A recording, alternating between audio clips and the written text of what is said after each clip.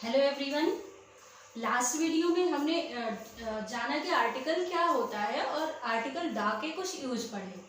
अभी हम आर्टिकल दा जो कि एक डेफिनेट आर्टिकल है उसके जो यूज पढ़ चुके हैं उन्हें एक बार रिवाइज करेंगे, फिर अगले रूल्स पढ़ेंगे। तो सबसे पहले हमने पढ़ा था कि डिकेड से पहले हम आर्टिकल दा का इस्तेमाल करते हैं। जैसे India is beautiful country in the 60s। ऐसे ही जितने भी डिकेट्स आते हैं डिफरेंट प्लेस पे वहाँ पर हम दा का इस्तेमाल करते हैं।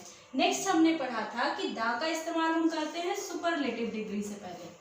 सुपरलेटिव डिग्री लाइक जहाँ पे कंपैरिजन बहुत ह्यूज है और वहाँ पे जो सबसे अच्छा है उसके लिए जो डिग्री आती है उसे सुपरलेटिव डिग्री कहते हैं।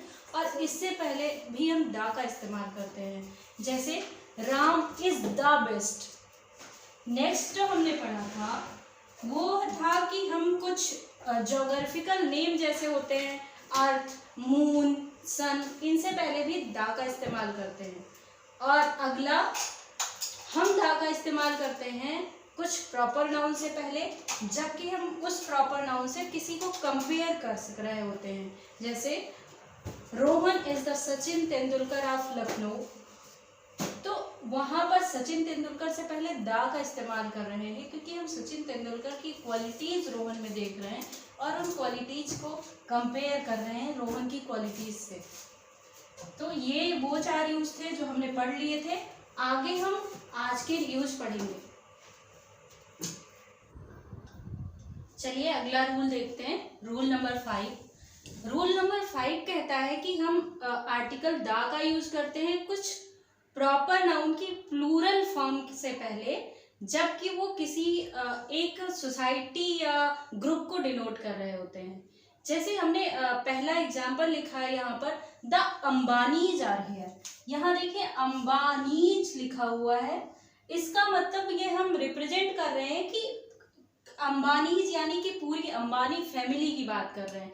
तो हम कह रहे हैं the Ambanis are celebrating Ganpati, तो पूरी अंबानी परिवार जो है वो गणपति पूजा को सेलिब्रेट कर रहा है। ऐसे केस में जबकि इस अंबानी का मतलब उस पूरे अंबानी परिवार या अंबानी समूह से है, तो इस केस में हम इससे पहले दा का यूज करते हैं। अगला एग्जाम्पल है, वहां पे हमने यस तो लिखा है लेकिन अपॉस्ट्रोफी लगाने के बाद लिखा है। यहाँ पर इसका मतलब है कि कोई द मिश्राज फैमिली में यहाँ पे जो मिश्रा लिखा हुआ है, अपॉस्ट्रोफी का यस है, इसका मतलब है कि कोई मिश्रा जी हैं जिसके हम परिवार की बात कर रहे हैं। लेकिन हमने यहाँ परिवार के लिए फैमिली शब्द का इस्तेमाल किया है, इसका मतलब मिश्रा पर्टिकुलर एक है जिनके परिवार की बात की जा रही है, ना कि ये मिश्रा पूरे परिवार को डिनोट कर रहे हैं। तो ऐसे केस में जब अपॉस्ट्रोफी यस लिखा हो तो हम दा का इस्तेमाल नहीं करते। एक और एग्जाम्पल देख लेते हैं। आजकल राजपूत बहुत चर्चा में है, तो यहाँ पे एक एग्जाम्पल हमने लिखा है द राजपूत्स आर हियर। यहाँ पे राजपूत्स लिखा हुआ है लेकिन यहाँ पर अपॉस्ट्रोफी का इस्तेमाल नहीं किया है, मतलब इसी प्रॉपर नाउन को हमने जस्ट प्लूरल फॉर्म में चेंज कर दिया है और इसलिए ये भी अपनी पूरी फैमिली या पूरे ग्रुप को डिनोट कर रहे हैं। और इस केस में हम दा का इस्तेमाल करेंगे इनसे पहले, मतलब कुछ प्रॉपर नाउन जिन्हें जब प्लूरल फॉर्म में लिखा जाता है टू डिनोट या रिप्रेजेंट फैमिली या फिर कोई ग्रुप, तो ऐसे केस में हम वहां उससे पहले दा का इस्तेमाल करते हैं। अगला रूल ये कह रहा है कि जब हम 2 सिमिलर सब्जेक्ट्स को एक साथ कंपेयर करते हैं या एक ही सब्जेक्ट को कंपेयर करते हैं 2 अलग अलग टाइम पीरियड में, तो ऐसे में उस सब्जेक्ट से पहले हम इस्तेमाल करते हैं आर्टिकल दा का। जैसे एग्जाम्पल देखें तो यहाँ पे हमने लिखा है द कश्मीर ऑफ टुडे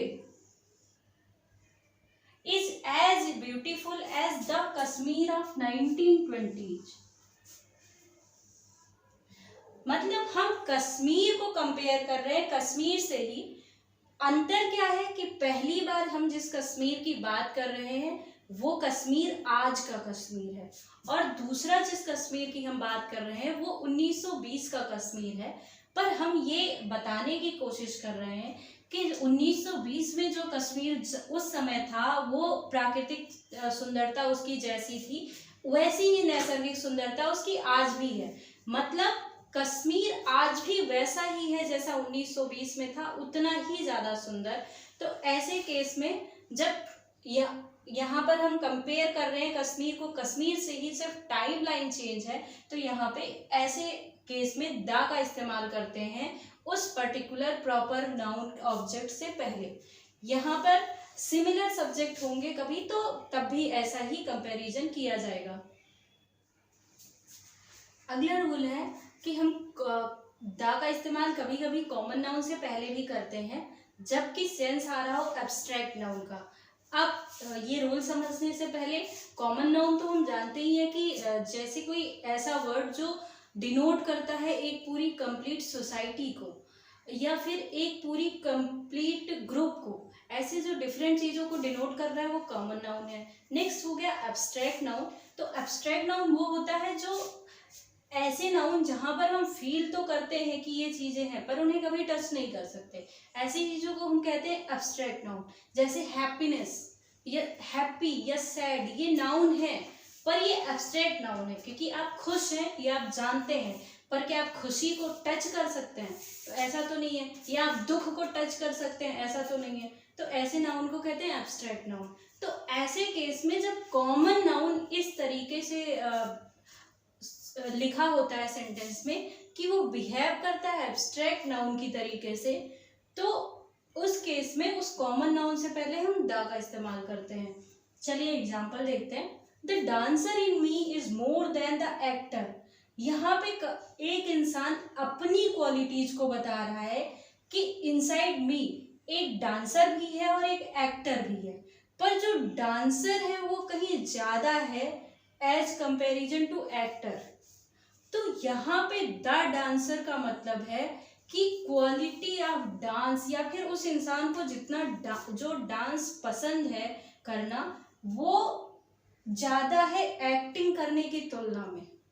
तो यहाँ पे द डांसर का मतलब बेसिकली एक जॉब डांसर का नाम नहीं है या फिर एक डांसर के ग्रुप के को नहीं डिनोट कर रहा है। यहाँ पे डांसर उसकी क्वालिटी को डिनोट कर रहा है। इन दिस केस जब वो खुद में ही ये दोनों ही क्वालिटी को कह रहा है, द डांसर इन मी, वो अपनी क्वालिटी बता रहा है, is more than the actor. ऐसे केस में ये दोनों ही कॉमन नाउन एक्टर और डांसर एब्स्ट्रैक्ट नाउन की तरह आ रहे हैं और इस केस में हम यहाँ पर द का इस्तेमाल करेंगे डांसर से भी पहले और एक्टर से भी पहले। अगला रूल समझने के लिए हम दो एग्जांपल्स को देखते हैं। पहला एग्जांपल जो कि हमने आपको पहले भी बताया है कि जितनी भी ज्योग्राफिकल थिंग्स हैं उनके नाम से पहले हम द का इस्तेमाल करते हैं। तो पहला जो हमने लिखा है यहाँ पर sentence, the earth revolves around the sun, पृथ्वी सूर्य के चारों तरफ चक्कर लगाती है। यहाँ पे हमने अर्थ से पहले द का इस्तेमाल किया है, यहाँ हमने सन से भी पहले द का इस्तेमाल किया है और ये सेंटेंस यहाँ पर पूरी तरह सही है। पर नेक्स्ट हमने लिखा है, वहां पर हमने सन तो लिखा है पर उसके आगे द का इस्तेमाल नहीं किया है। अब यहाँ पर ये समझना जरूरी है कि ये दूसरा सेंटेंस सही क्यों। तो यहाँ मैंने लिखा है we get vitamin D from sun. तो यहाँ पे विटामिन डी हमें सन से मिलती है, पर क्या एग्जैक्ट सूरज से हम कोई विटामिन डी के पैकेट सेंड होते हैं और उन्हें हम खरीद के खाते हैं? ऐसा तो है नहीं। तो विटामिन डी हमें सूरज से मिलती कैसे? तो जो सन रेज आती है उन सन रेज के चलते हमें विटामिन डी मिलती है, सूरज की उन सन रेज के फॉर्म में, जहाँ से हमें एनर्जी मिल रही है, जहाँ से हमें लाइट मिल रही है, उन्हीं सन रेज की वजह से हमें विटामिन डी भी मिल रही है। तो यहाँ पे हमने सन तो लिखा है लेकिन उस सन से सेंस है सन रेज का। यहाँ पे हम बात कर रहे हैं बेसिकली सूर्य की किरणों की, ना कि सूर्य की। तो ऐसा जब कोई सेंटेंस हो जहाँ पे ये शब्द तो आ रहे हो लेकिन इस शब्द का अर्थ वही ना हो जो यहाँ पे लिखा हुआ है, यहाँ पे अर्थ इसका है सन का सन रेज, तो ऐसे केस में हम इस्तेमाल करेंगे दा का इस्तेमाल नहीं करेंगे क्योंकि ये सन सनरेज को रिप्रेजेंट करता है और इसलिए ये सेंटेंस भी पूरी तरह सही है। आर्टिकल द के यूज के बाद अब हम पढ़ते हैं आर्टिकल ए का यूज। आर्टिकल ए एक इनडेफिनिट आर्टिकल है और इसमें चलिए सबसे पहले पढ़ते हैं पहला रूल। तो पहला रूल ये है कि ए का बेसिक मतलब जो हमें बताया जाता है वो है एक। तो to represent one is the first basic rule कि हम किसी एक को रिप्रेजेंट करने के लिए आर्टिकल ए का इस्तेमाल करते हैं। Like she has a car और we can say that she has one car. दोनों का एक ही मतलब है कि उसके पास एक कार है। दूसरा जो एग्जाम्पल हमने लिखा है अ गर्ल इज देयर, वहां पर एक लड़की है। तो यहाँ पर भी ए वन को रिप्रेजेंट कर रहा है। इन द सेम टाइम पर हम ये भी कह सकते हैं कि वन गर्ल इज देयर, वहां एक लड़की है। तो दोनों ही केस में ए का इस्तेमाल हमने एक को रिप्रेजेंट करने के लिए किया है। तो ए का जो सबसे मेन यूज होता है वो यही होता है कि इसकी जो बेसिक मीनिंग है वो है एक, और एक को रिप्रेजेंट करने के लिए हम ए का इस्तेमाल करते हैं। नेक्स्ट जो रूल है उसके लिए हमने एक यहाँ पर एग्जाम्पल लिखा हुआ है। Every child has a Kalam and a Tagore in them but this is the environment they get and become some. तो यहाँ पर बताने की कोशिश की गई है हर बच्चे के अंदर एक कलाम और एक टैगोर है जबकि वो बच्चा है। यहाँ इसका मतलब कलाम और टैगोर से नहीं बल्कि उस बेसिक क्वालिटी से है जिसके लिए वो जाने जाते हैं। मतलब हर बच्चे के अंदर एक वैज्ञानिक भी होता है, उसका माइंड लॉजिकल भी होता है, और हर बच्चे के अंदर एक साहित्यकार भी होता है, उसका माइंड जो है वो थोड़ा आर्टिस्टिक भी होता है। मतलब ये दोनों ही क्वालिटी जब बच्चा ग्रो अप कर रहा है तो उसके अंदर होती है। तो यहाँ पर ए का इस्तेमाल हमने किया है टैगोर साहब की क्वालिटी बताने के लिए और कलाम साहब की क्वालिटी बताने के लिए। So basically this use represent the quality.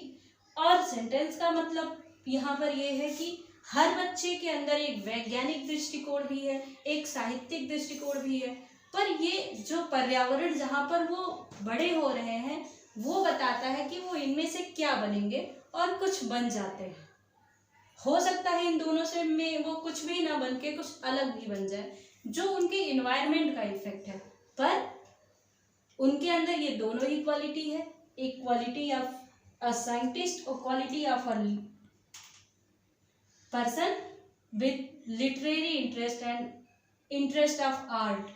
तो ये दोनों ही चीजें उनके अंदर हैं। अब यहाँ पर क्वालिटीज को रिप्रेजेंट करने के लिए हमने नाम का सहारा लिया है क्योंकि वो इतना ज्यादा उन क्वालिटी को अपने अंदर इनहेरेंट कर चुके हैं कि अगर एपीजे अब्दुल कलाम का हम नाम लेते हैं तो हमारे दिमाग में पहले से एक साइंटिस्ट आ जाता है, या फिर हम टैगोर का नाम लेते हैं तो हमारे दिमाग में पहले से एक बहुत बड़ा साहित्यकार आ जाता है।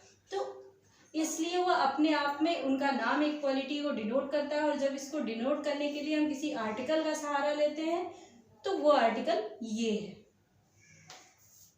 तो आर्टिकल ए का एक यूज ये भी होता है। बाकी सारे यूज हम पढ़ेंगे नेक्स्ट में। तब तक